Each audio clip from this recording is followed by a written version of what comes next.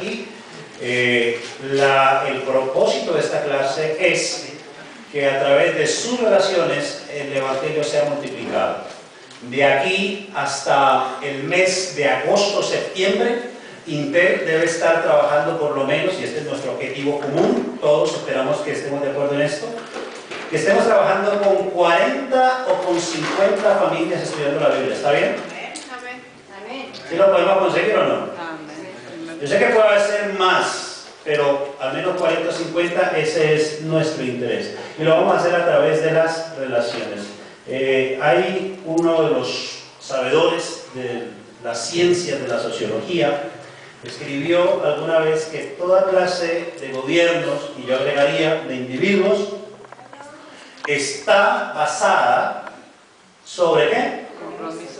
Compromisos y pactos. Una relación se halla soportada por estas dos demandas: los convenios, los acuerdos, y dentro de ellos la capacidad responsable de cumplir las obligaciones dentro de esa relación. Con base en estas dos cosas, derechos, pero también obligaciones. Lógicamente vivimos en una sociedad donde el derecho se reclama, y reclaman aún los que no se suponen no deberían tener tales derechos, asumiendo que el libertinaje del ser, de por sí, cualquiera sea su clase, su detrimento moral, le da facultad para ejercer un derecho y reclamarlo, aún si es necesario usar la fuerza para obtenerlo. Sin embargo, la crisis está en el hecho de que se reclama el derecho, pero no se asumen las responsabilidades o las obligaciones. Y en cualquier clase de relación, cuando las responsabilidades o las obligaciones no son cumplidas, simplemente la relación queda interrumpida. ¿Entiende lo que quiero? Vamos a colocar lo que hemos dicho en un ejemplo. ¿Sí? ¿Qué ocurre cuando el esposo que se supone llegó al altar y hizo un compromiso, hizo un pacto, hizo un convenio? A ver, recuerden ustedes, esposos. ¿A qué se comprometieron? ¿A qué se comprometieron los varones aquí cuando dieron el sí? No, los varones. Oye, pero las hermanas son las que están hablando. ¿No? Ella sí sabe, si no hablan, yo lo recuerdo, dice la hermana. Pero el varón se comprometió, si mal no recuerdo, decir: te voy a ser fiel, ¿cierto? Amarte y respetarte en la que las buenas y en las malas, la tristeza, la alegría. Es un compromiso que se adquirió, pero de repente algo sucede en el camino del matrimonio donde una de las partes exige su derecho y la otra parte le responde: sí, pero tú también, que tu parte. Y empiezan las dos partes a ejercer un aspecto de soberanía, de exigencia, de reclamo, diciéndole a la otra: ejerce tu obligación y entonces podrás tener el derecho. Como si lo primero que un individuo debiera ejercer es la obligación, para entonces obtener el derecho. Asumimos que entonces los derechos no son tan libres como parecen, sino que los derechos están sujetos al cumplimiento de una obligación.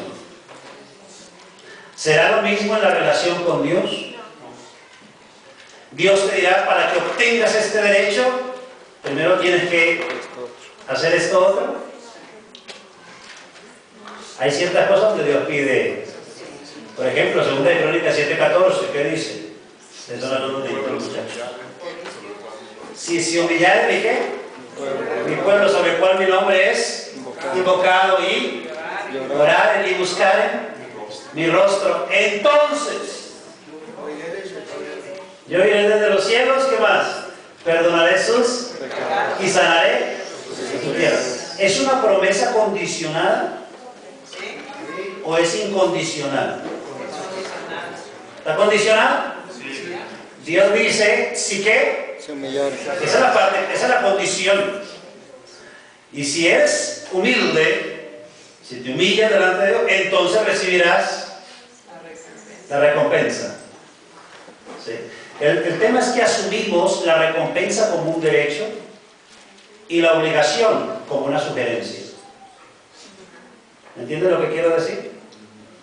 Asumimos la recompensa como una antonomasia. En otras palabras, Dios está obligado a hacerlo. Como dicen en inglés, no matter what. No importa qué sea. Y luego, en cuanto a mis obligaciones, asumo que tales no son. En realidad, lo que Dios puede estar diciendo es una sugerencia, no tanto una exigencia. Así entonces, si tan solo basáramos nuestras relaciones, tanto las gubernamentales como las de los individuos, en estas premisas, las cosas serían bien. Un predicador argentino, muy elocuente, Bernardo Estamateas, escribió lo siguiente: el obstáculo más grande para el progreso espiritual es creer que ya qué. Es creer que ya se progresó. ¿Cuál es el obstáculo más grande? Creer que ya se sabe. Entonces algunos de nosotros dirían, bueno, ayer estuvimos en una clase, hoy estamos en otra, pero las clases en realidad se vuelven monótonas, yo ya sé eso. Y en el momento en que asumimos que todos lo sabemos, en ese momento estamos estancados en el saber. Pastor, ¿lo podría poner de nuevo, por favor? Perdón. Disculpa. Es que no alcancé a tomar nota. A ver, yo les puedo... Yo sé que algunos profesores les han prometido enviarles por correo electrónico los materiales y ustedes ya han perdido la fe, ¿verdad? Sí. Sí, no, y eso es bíblico, maldito el hombre que confía en el hombre. Es verdad, es verdad. Pero si ustedes me brindan un poco de su confianza y yo le pido al pastor José Pernier, yo con mucho gusto les enviaría este material. Así de que lo que vamos a hacer a continuación, a raíz de este comentario del profesor y predicador, es abrir un poco nuestra conciencia, darnos la posibilidad del aprendizaje y tratar de inmiscuirlo en el mar de relaciones que tenemos a nuestra disposición. Yo calculo, por ejemplo, piense por un momento con cuántas personas usted se relaciona, cuánto es un promedio de personas que una persona... promedio del número de relaciones que una persona pueda tener. ¿Por día? No, en el tiempo actual, ¿cuántas relaciones usted en este momento ostenta? ¿Con cuántas personas usted se relaciona? Si pusiéramos un número menor de 5,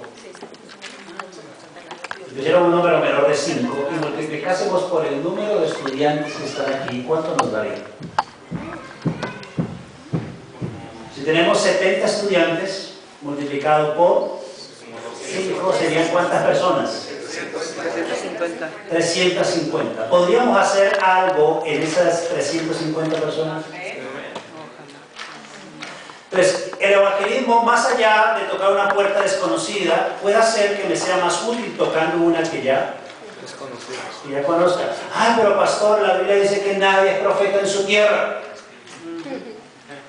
¿Cierto? A mí no me van a escuchar, pero quiero decirles que Simón escuchó a Andrés, ¿cierto? Quiero decirles que Natanael escuchó a Felipe, y cuando ya eran conocidos, algo pasó. Ese es el nivel de la confianza. Pero vamos a empezar por acá. Jesús, a ver si esto me da. Ahí está.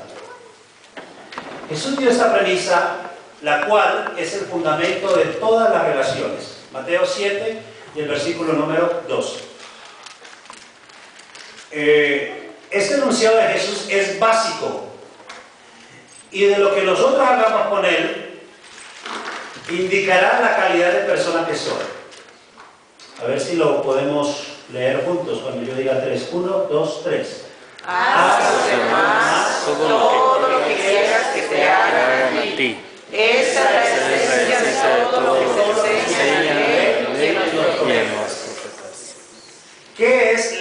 esencia de todo lo que enseñan la ley y los profetas?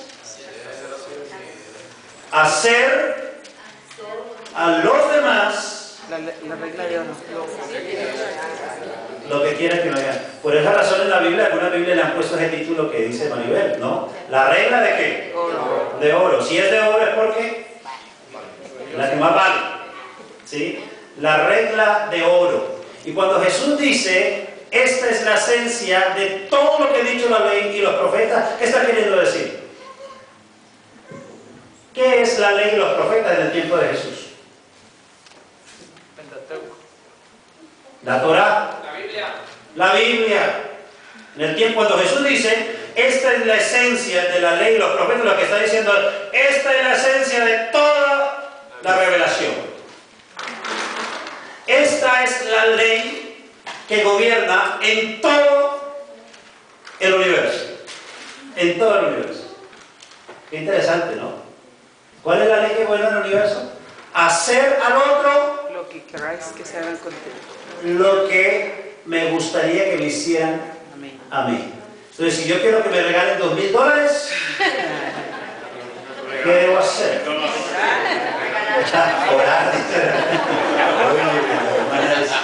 Sabia, ¿no? Aplicamos la regla de oro en ciertas circunstancias, en otras no leemos así. Aquí voy a hacer un paréntesis. Voy a hacer un paréntesis y voy a meterme un poquito en la teología. ¿Sí? Todo lo estamos viendo a nivel de principios bíblicos y prácticos, pero voy a meterme en la teología. Hay en la vida de dos personajes de los cuales ostento el nombre. Y este es un invento de Gertrude. El nombre José David. ¿No? Dos personajes bíblicos. Y yo pensé que me lo había puesto por los personajes bíblicos, pero lo puse porque les gustó verlo en el nombre de otro niño. O sea que fue una réplica, una copia. Claro. Y resulta que los dos personajes, José y David. En el caso del primero, José, se menciona de él, a ver si encontramos, creo que es el capítulo 32, si me ayuda. No es el 32, es el 36, a ver si me ayuda. Ayúdenme allí, por favor. No, es más allá. ¿Qué libro? Ok, es el capítulo 40 ¿De qué libro? de Génesis, Ok. donde está José, ¿no? Es el alumno de Intel, muchachos. Sí. Génesis, capítulo 41.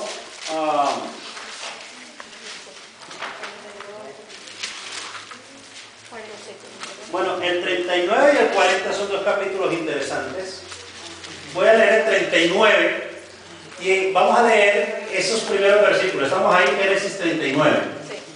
Ustedes saben, lo vendieron a José, a unos mercaderes. Los mercaderes se lo llevaron a Egipto y se lo vendieron a un personaje llamado Potifar. Y aquí, en la casa de Potifar, en el versículo 2, comienza hablando acerca de la escena aquella donde José vive ahora en Egipto. ¿Y cómo lo describe? Mas Jehová estaba con José y fue varón próspero. Prosperado. ¿Qué significa el término próspero o próspero en esa circunstancia, en ese contexto? Exitoso en base a qué, en fundamento de qué.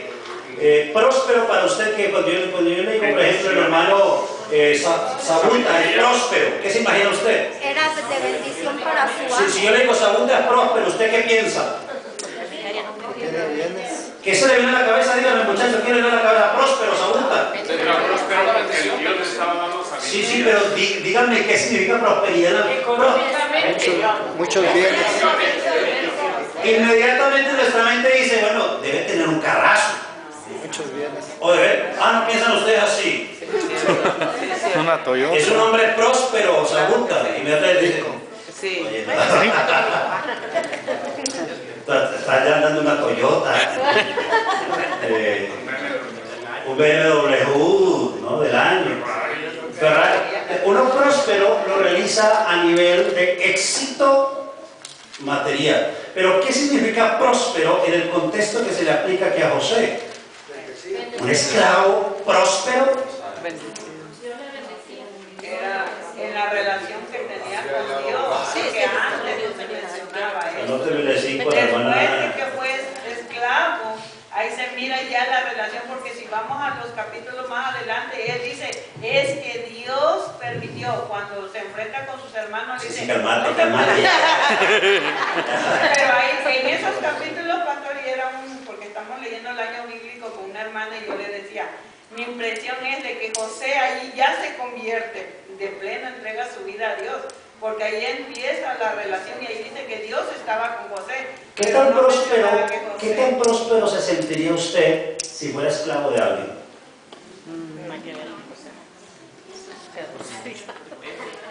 ¿Se sentiría usted próspero? No, porque en primer lugar ser esclavo ya de por sí es denigrante. Pero fue subiendo nivel conforme a su tradición. Sus amos lo querían. Llegó a ser gente, fue cabeza. Sí, inmediatamente lo vemos es subiendo, escalando, ¿no? Escalando, próspero porque escalaba. Pero aquí escuché algo. No, pues sus amos lo querían porque Ah. hacía prosperar el palacio de Me encantan los alumnos de Intel, estamos escarbando. Este es el asunto, la prosperidad, el éxito, lo hemos aprendido a mal medir, porque en la universidad nos han enseñado que si eres exitoso es porque tenés una cuenta bancaria, porque vestís bien, porque eres rico, porque las mujeres o los hombres te persiguen y eres muy popular. Entonces decís, me va bien. Pero cuando estas cosas no son reales y no ocurren, ¿qué pasa en la mente del sujeto? Un fracasado. Soy fracasado. ¿Alguno de ustedes se ha sentido fracasado? No, yo no. Ay. ¿Cuántos de los que están aquí hoy tienen una sensación de fracaso en su corazón? Ahora yo no, pero... Bueno, los honestos, gracias por los honestos. ¿No? Hay dentro de nosotros una sensación de algo que me dice, bueno, ya tenés 34 años, 36, 42, 54. ¿Qué tenés? Y voy a la iglesia y el hermano Mario da su cheque de $10,000 de diezmo. Yo de las penas puedo colocar una ofrendita como la viuda, ¿no? Un centavito. Y entonces en el marco humano soy un fracasado, como dicen en inglés, un loser. Pero en el marco de Dios, esa viudita era próspera. Amén. ¿Sí? En el marco humano, José, un esclavo, es terrible, ¿no? Y la Biblia dice que es próspero. ¿Qué clase de prosperidad enseña la Biblia? Y luego, asumiendo el asunto de escalar posiciones, pues resulta que en lugar de escalar en la casa de Potifar, ¿cómo termina la historia? Que lo único valioso que todavía podía tener José, que era su buen nombre, su disposición, quedó en el suelo, porque ahora su reputación, el rótulo que lleva es ¿cuál? ¿Cuál es el rótulo que lleva ahora José? intento de A ver, dígame el título del rótulo. ¿Un violador? ¿Un acosador sexual? ¿Y cómo se le pagaban a los violadores en Egipto? La muerte. Por la muerte. No era la cárcel. La muerte. ¿Por qué a José no lo mataron? La razón por la cual se supone y anticipan los eruditos por qué no lo mataron es porque el buen corazón, el cariño, el amor, el afecto Y el testimonio. que había en quién, José. No, Potifar. que había en el corazón de Potifar, porque Potifar amaba a ese muchacho. Potifar veía a José, no lo veía como esclavo. ¿Cómo lo llegó a ver? Como su hijo. Y si Potifar le hubiera creído la versión de su mujer, Lo malo. lo mata.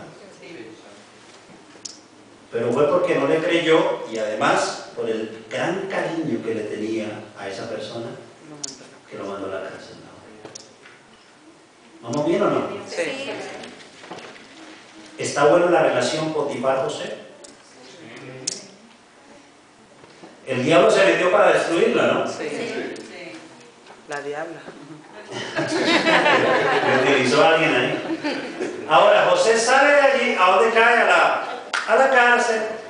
Y ahí en la cárcel, el mismo capítulo 39, termina diciendo en el versículo 23, no necesitaba atender el jefe de la cárcel cosa alguna de las que estaban al cuidado de José, porque Jehová estaba con José y lo que él hacía, Jehová lo. O sea que el capítulo empieza diciendo que José era próspero y el capítulo termina diciendo que José seguía siendo próspero.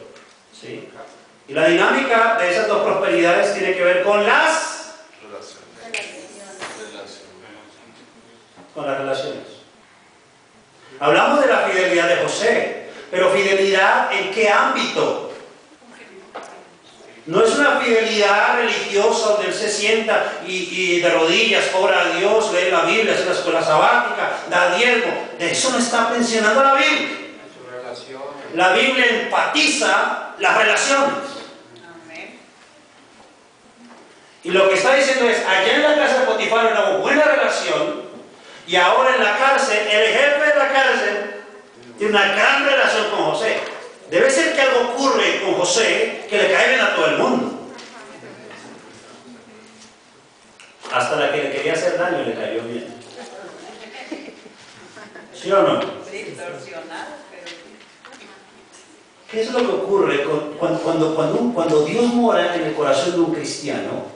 Algo se revela ahí. Y la gente alrededor, créanme, lo descubre. Algo pasa ahí. De modo que cuando la sal no sirve para ser salada, porque no es sal.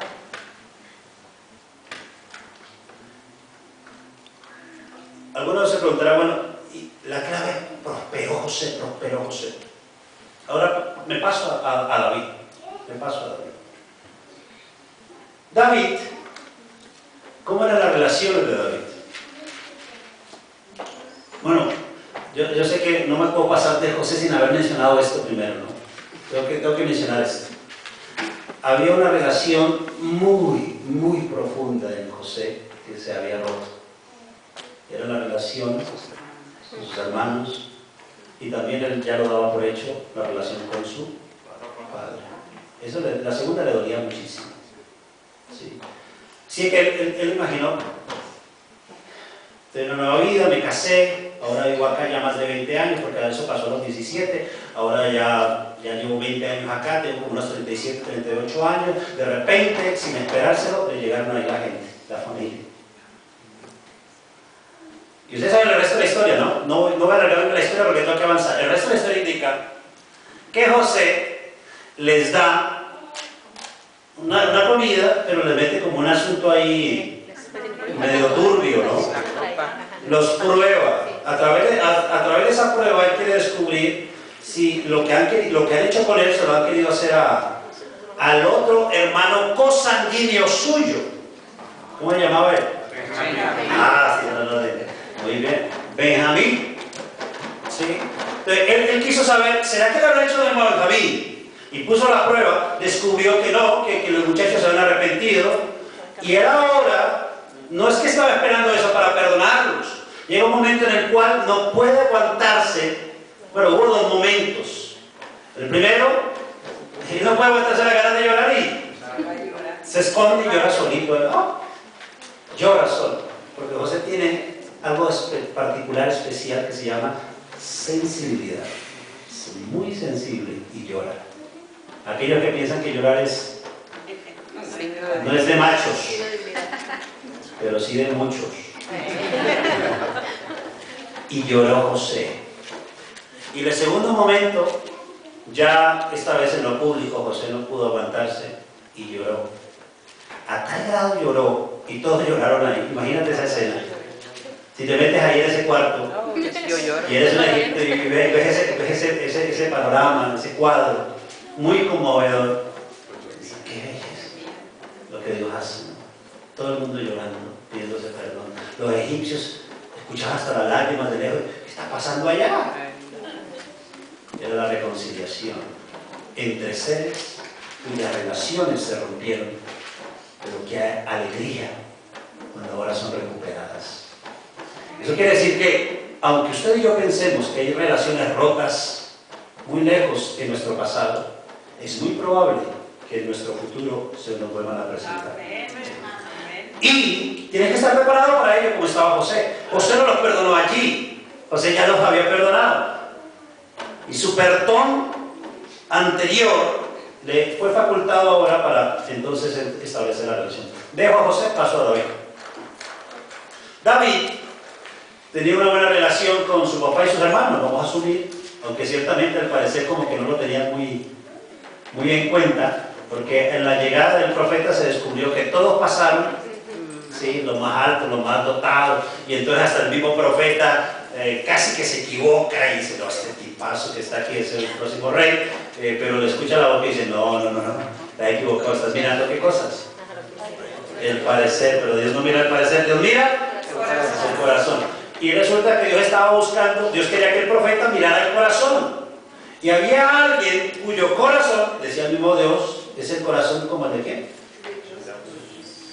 Como el varón conforme al corazón de Dios, hablando de David.